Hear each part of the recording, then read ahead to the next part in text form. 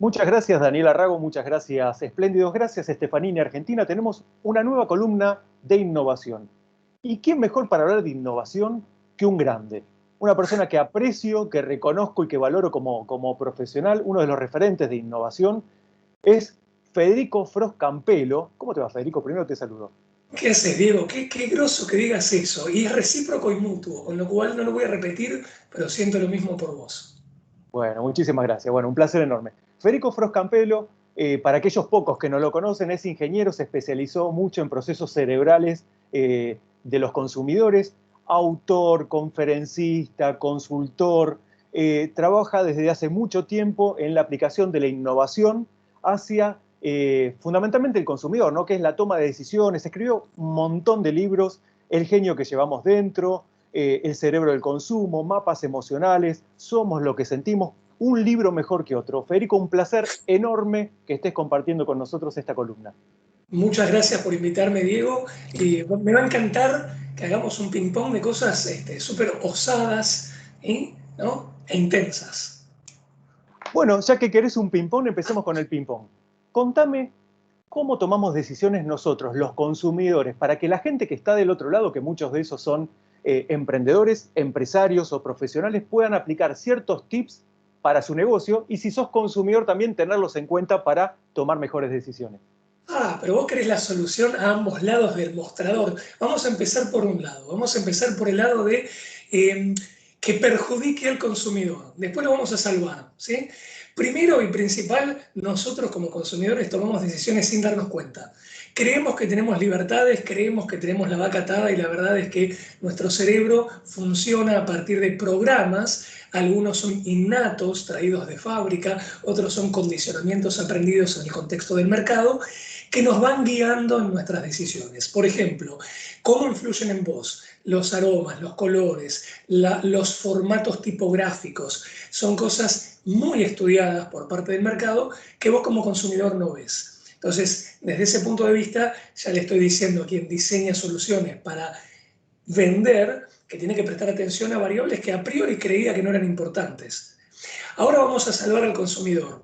Es importante que dentro de la educación que tenemos como personas, también incorporemos no solo una educación emocional, cómo nos regulamos en sociedad, cómo nos manejamos en la vía pública, sino cómo nos conviene consumir. Específicamente, si querés, partí emblemáticamente del punto de vista de la alimentación.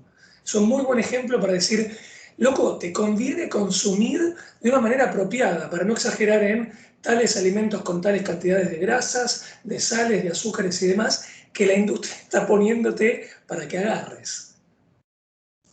Bueno, a ver, súper interesante porque estás planteando el tema desde dos puntos de vista, dos ópticas totalmente diferentes. Y ahora le voy a hacer un doble clic primero en lo que tiene que ver con la toma de decisión comercial, si querés, ¿no? Vos decís que afectan un montón de elementos que no son solamente el producto, el servicio que vas a comprar o la técnica de venta. Contame esas cosas de las cuales normalmente no se hablan, ¿no? Nombraste los aromas. ¿Cuán importante es el olfato, el aroma en la toma de decisión, incluso en modelos de negocios donde uno dice, bueno, a ver, no necesariamente tiene que ser una panadería o una perfumería, ¿no? Contame un poquito sobre eso. Exactamente. De hecho, te voy a hacer una brevísima introducción y voy a pasar a un tema que te va a gustar mucho más. Cuando vos ingresás a locales comerciales, desde hace más o menos 10 años o 15, empezás a sentir determinados perfumes que antes no aparecían. Incluso cuando vas a comprar ropa, unos olores vainillados muy particulares. Entonces, con eso te das cuenta que hay una intervención que copia modelos que exitosamente resultaron propicios en la venta en otros lugares del mundo, aunque sea. Otros hacen las grandes inversiones de neurociencia y marketing y uno puede beneficiarse como negocio de esas lecciones aprendidas por los demás que a machetazos rompieron la selva del mercado y aprendieron. Pero quiero que veas un ejemplo por antonomasia que a mí me encanta mencionar, Diego, que es los dibujitos de animalitos y de cachorritos. Es decir, incorporar algo que no tiene nada que ver con el producto en un producto. Y un ejemplo emblemático fue en el año 2000, el director de marketing del Makoto Bank en Taipei, Tailandia. Lo que el tipo hace es poner un dibujito de Hello Kitty en una tarjeta de crédito, a efecto de convertir más personas y aumentar líneas de crédito. Mirá, las tarjetas de crédito eran muy aburridas hasta el 2000, eran de colores corporativos o del color estándar de los nombres de las tarjetas. Aparece Hello Kitty y es un boom en el mercado, porque todos quieren tener la tarjeta de Hello Kitty. Y vos fíjate que eso significa que podés intervenir en un producto, como vos bien acabas de apreciar, con variables que tienen que ver mucho más con cómo funciona el cerebro humano de fábrica, con preferencia por dibujitos de animalitos y cachorritos, que por obsesionarte con una explicación de cómo financieramente podés amortizar un préstamo con el método francés, por ejemplo. Y eso es apasionante, porque el campo de cómo influir en un consumidor se abre a niveles de ciencia del comportamiento y psicología científica.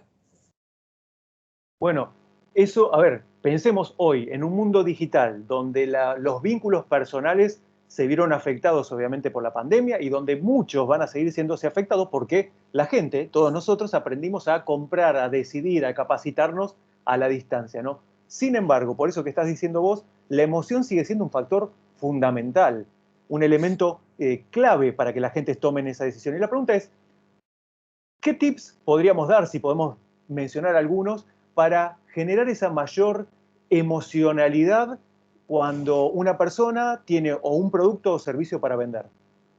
Bien, recordad que uno no va a los médicos, o mejor dicho, uno no vuelve a los médicos que saben, sino a los médicos que le caen bien. Uno no vuelve al bar con el mozo que es prolijo y discursivamente perfecto, sino con el mozo que te cae bien. Entonces, desde ese punto de vista, se ha potenciado la necesidad de generar vínculos empáticos con el cliente. Las marcas que empezaron a ganar con la pandemia es la marca que dice, no me voy a dedicar a obscenamente rapiñar todo el dinero que pueda del mercado y vaciarte los bolsillos para enriquecerme. Prefiero resignar ingresos, pero acompañarte en un largo plazo que me asegura a vos que yo te garantizo que estoy pendiente de lo que vos estás sintiendo.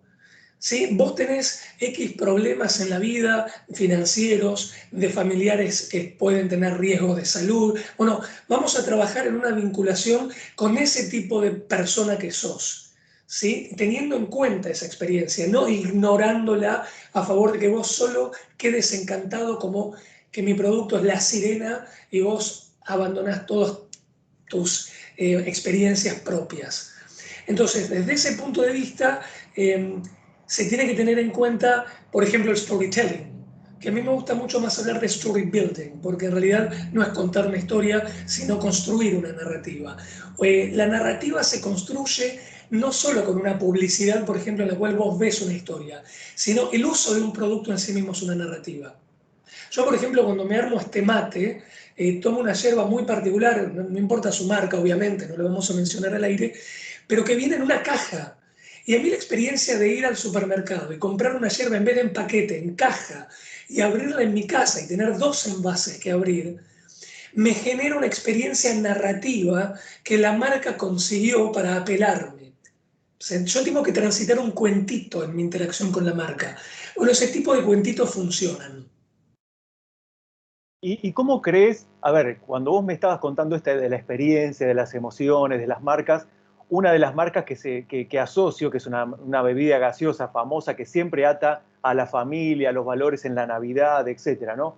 Uno siempre lo piensa como que eso es algo que las grandes marcas hacen para fidelizar, porque son tan masivas que necesitan encontrar el sentimiento y vender lo que hacen.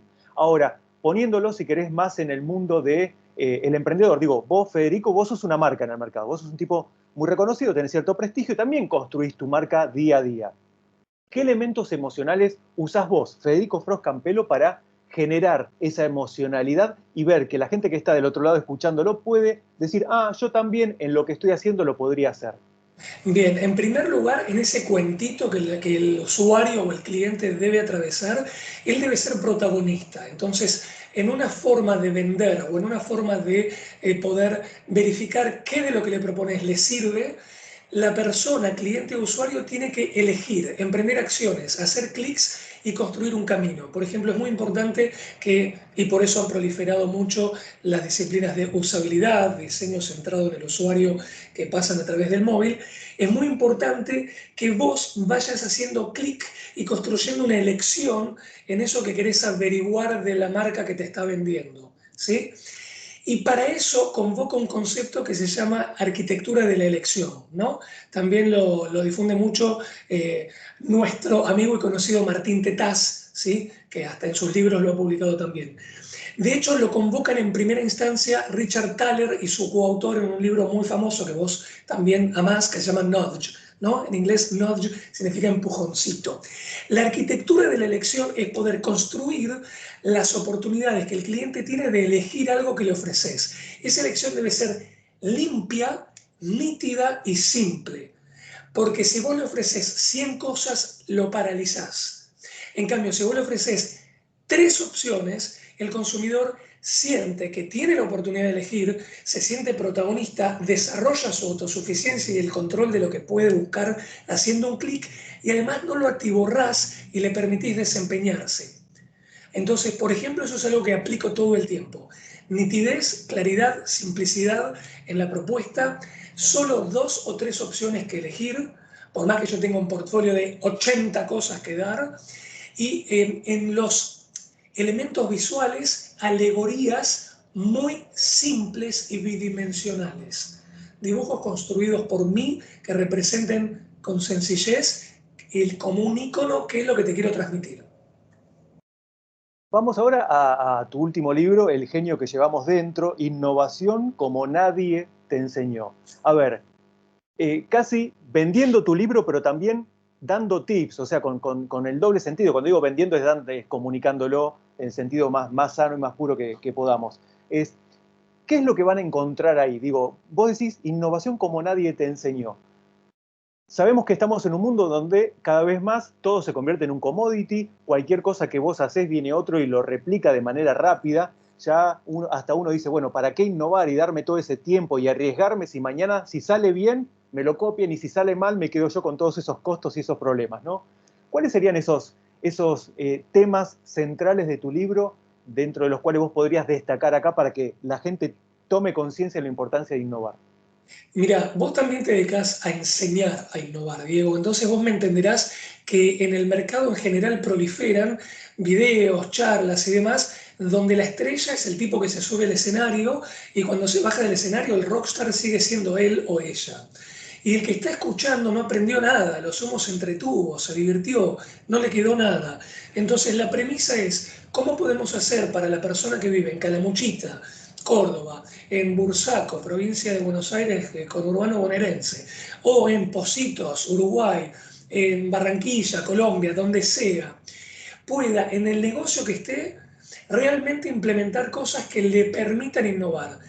Bueno, hay que seguir un método y el núcleo central de mi propuesta en ese libro es un método. Nadie nos dice que para innovar tenemos que tener método. Pensamos que tenemos que ser genios locos o tener millones de dólares en el banco. En realidad, más allá de que facilita tener millones de dólares en el banco, es algo contextual en el cual no podemos incidir, pero sí podemos incidir en trabajar metódicamente. Y el concepto de método, vos fíjate que revolucionó la industria ponja japonesa, y lo digo con orgullo, los ponjas, ¿viste? Son admirados por mí, los japoneses. El orden en la industria, en el orden de la conducta, cómo trabajar ordenadamente, eso cambió todo. Y un método entonces para innovar te va a permitir que se te ocurran cosas que no se te ocurrieron. Y lo último que digo respecto al método es, para no hacer muy larga la respuesta, que esos 5 pasos que yo propongo en lo que llamo innovación cognitiva, cognición, cerebralmente entender el mundo, son pasos que tu cerebro hace todo el tiempo, te des cuenta o no. Cosas como precisamente hacer analogías. Recién en nuestro diálogo hicimos analogías, describimos algo en función de otra cosa. Bueno, ese tipo de cosas que tu mente hace todo el tiempo, si vos echas mano a eso y oportunamente lo secuencias de manera apropiada, vas a poder ejercitar una secuencia que no te exige a vos estudiar ingeniería en 6 años. La puedes ejercitar ahora, te llevo a 2 horas producir algo distinto. Bueno, a ver, para terminar un poco la columna, nos paseamos por la cabeza, por el cerebro del consumidor, nos pasamos por la cabeza o el cerebro del vendedor para que aproveche esos elementos, esas formas de comunicar, de atraer, de vender adicional, porque somos seres integrales, ¿no? Y como sucede en nuestra infancia, hay ciertos perfumes que nos recuerdan la casa de la abuela, la casa del tío, y eso genera un vínculo emocional muy, muy fuerte. Nos paseamos también por esto de por qué la gente elige, que elige con la emoción, y finalmente la innovación, ¿no? La importancia de innovar, que todos podemos hacer innovación y que un método es un elemento, una palanca que va a facilitar que lo hagamos de mejor manera, con mayor asertividad y tratando de cometer la menor cantidad de errores posible, que entre nosotros tampoco está mal equivocarse, ¿no, Fede? Perfecto. De hecho, primero tu síntesis es excelente. Y segundo, la innovación implica prueba y error todo el tiempo. Genial. Bueno, Federico Fros Campelo, un enorme placer, un enorme honor. Te voy a decir algo y te comprometo, quiero una nueva columna más adelante con algún tip, algún conocimiento, alguna herramienta. Y digo entre paréntesis, Daniela Rago, conductora de Espléndidos, acá tenés un reemplazo si me llega a pasar algo. Ahora, No, si me pasa algo fue Federico, pero si alguien tiene que serlo, que sea él. Muchísimas gracias, Federico. gracias a vos, Diego. Un abrazo enorme. Hasta la próxima y voy a estar con todo gusto.